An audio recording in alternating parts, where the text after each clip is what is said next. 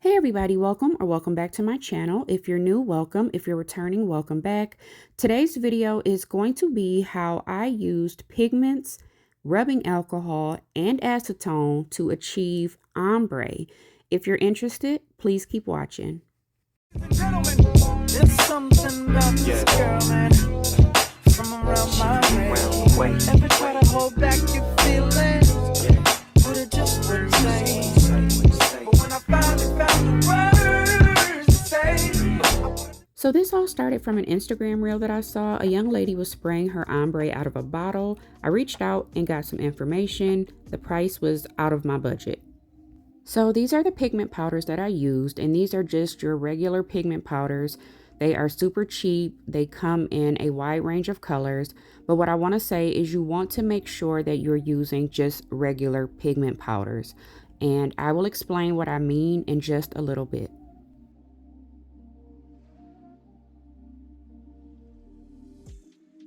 So this is the alcohol that I used, and this was the Amazon Basics isopropyl rubbing alcohol, 99%, and this is just regular 100% pure acetone. So these are the spray bottles that I used. I got these from Amazon. I will link them down below. These are 8 milliliter travel bottles, and they served their purpose. I do plan on doing this experiment or project again, and I think I'm going to invest in higher quality bottles. These were kind of hard to open, and I need something. I think I want something with like a twist top. These are just a pull out top, and I actually like struggled trying to get the top off, and I can only imagine the type of like mess it'll make trying to pull the top off while there's liquid in it. So yeah, I do want a twist top bottle. Now, I made a comment earlier about making sure that you're using just regular pigment powders. I know it's probably kind of hard to tell in this video, but this particular bottle, like one of the bottles is more translucent, the one that I'm holding at the top, and the other one, this one is the more translucent one, I'm sorry. This one is more of a milky color, and I think that's because I used too much pigment. So I do plan to redo this as I stated, and I'm going to take my time and measure. So the way that I did this was I took the bottle top off and I poured in a bit of the acetone first. I think I did maybe a little less than half the bottle. I took my metal spatula and my pigment powder, and you can either use, whichever side works best, the more pointed side or the wider side. And I just kind of dumped it in there. I did between 2 and 3, I guess, little scoops. And then I poured in some rubbing alcohol. Once I got everything in the bottle, I put the top back on and shook it up. You'll notice over time the pigment will just settle to the bottom and you just have to shake it up again. So this particular color, this green, I don't know if you can tell, but there are some pigment powder residue specks that didn't quite dissolve.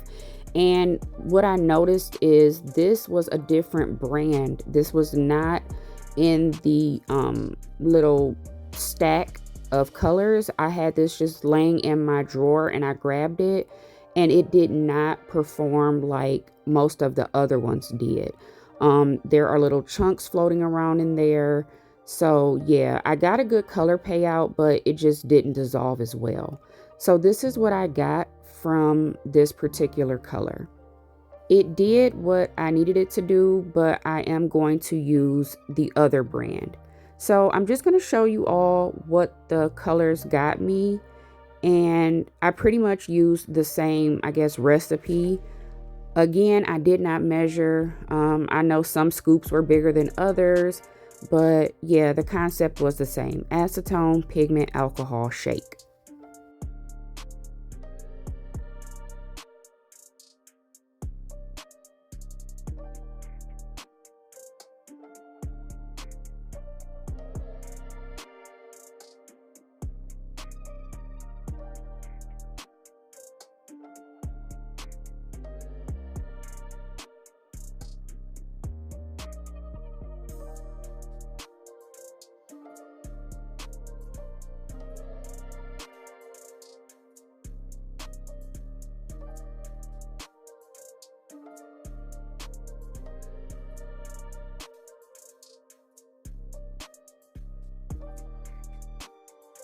All right, so now that we got all that out the way, let me show you how I did this. You want to start off with 2 coats of a very light color. Obviously, these are not pigmented enough to cover a darker color. I don't think these are pigmented enough to do like use a stencil with. I guess it's possible. I didn't get that far in this journey of mine. I literally only try to do this as an ombre. So yeah, you want to do 2 thin coats of a very light color, a light pink, white, whatever, and cure for 60 seconds. I am going to do my second coat off camera.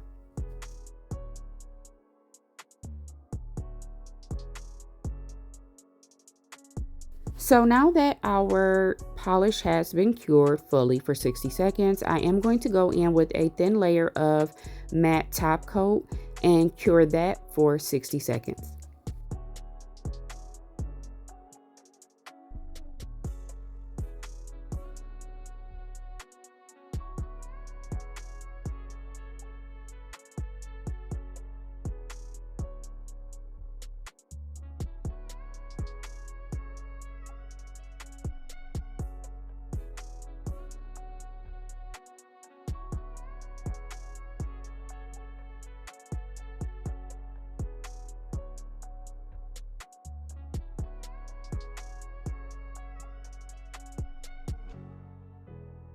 So with this project, you do want to protect your surface, and most importantly, you're going to want to wear a mask. Just like with any type of project that has any type of spray out, and if you do this on somebody, both should be wearing a mask just for your safety. I'm sure I'll have some negative comments, and that's fine. I'm not going to address them. This is a technique that you can either do or not do. It is completely up to you. But again, I'm protecting my surface. I do have some paper towel, and here are my 2 fully cured matte nails. So I'm going to be showing you just 2 colors. I'm kind of in a hurry. I am supposed to be clocking in for work here in just a few, but I promised my girls over in the Apres group that I would do a video, so here I am. I like to spray my first spray on a paper towel before I start on the actual nails, just because I've noticed that the bottles can clog as they sit. So if you spray it on paper towel, you can get the sprayer clear, and your first spray will be clean instead of like splattered. The next tip I want to give you is to do a sweeping motion when you spray. I noticed that I got a much better result sweeping back and forth, right to left and left to right. When I sprayed directly on the nail, just a solid spray, it really did not turn out well at all. And with this nail, I intentionally kind of messed it up to show you how easy it is to fix. Overspraying will cause it to pool, just like that. If you could see the tip of this nail is super dark, and it's not not an even fade. It's so easy to fix. You literally just want to get like a lint-free wipe and some rubbing alcohol to clean that up. You literally just wipe it all off, allow it to air dry for just a few seconds, and just start over. So I'm going to go ahead and clean that nail off and start over.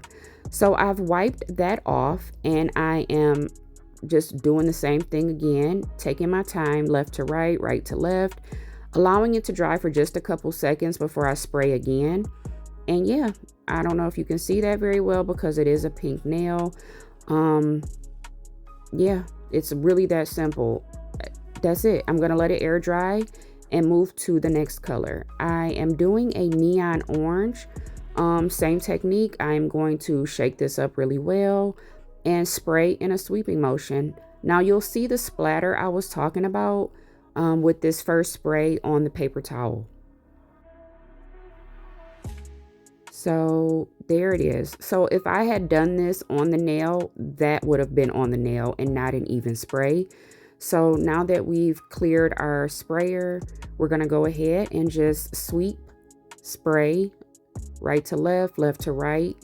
Allow it to dry for just a couple seconds. It doesn't take long. And repeat. left, right, right, left, never directly on the nail. And yeah, I swear you guys, it is really just that simple.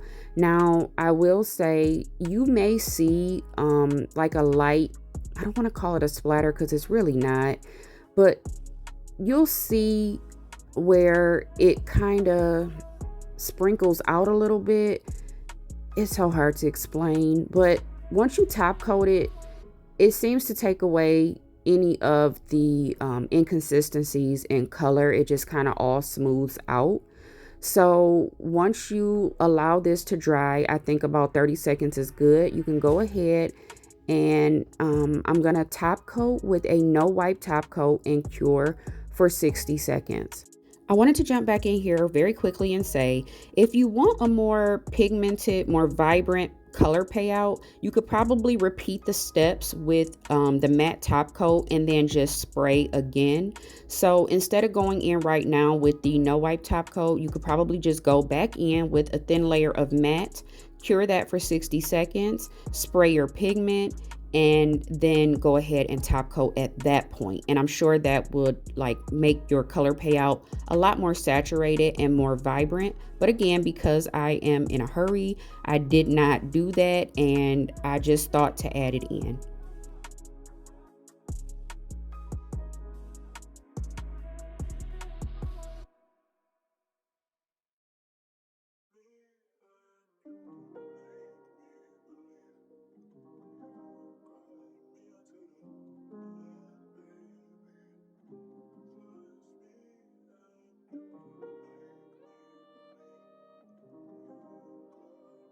So our no wipe top coat has been fully cured, and here we are with our final results.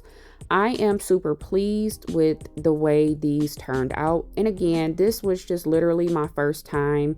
I did not measure anything. I do plan to do this again under more, I guess, controlled, like a more controlled environment, because I do like how quick and easy it is. I appreciate you all so much for being here. I appreciate you all so much for watching. Please don't forget to like, comment, share, and subscribe. And I will see you all in the next one. Bye.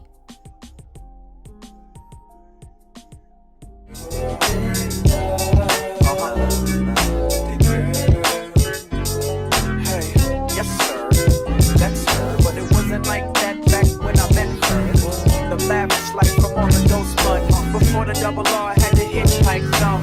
Her friends didn't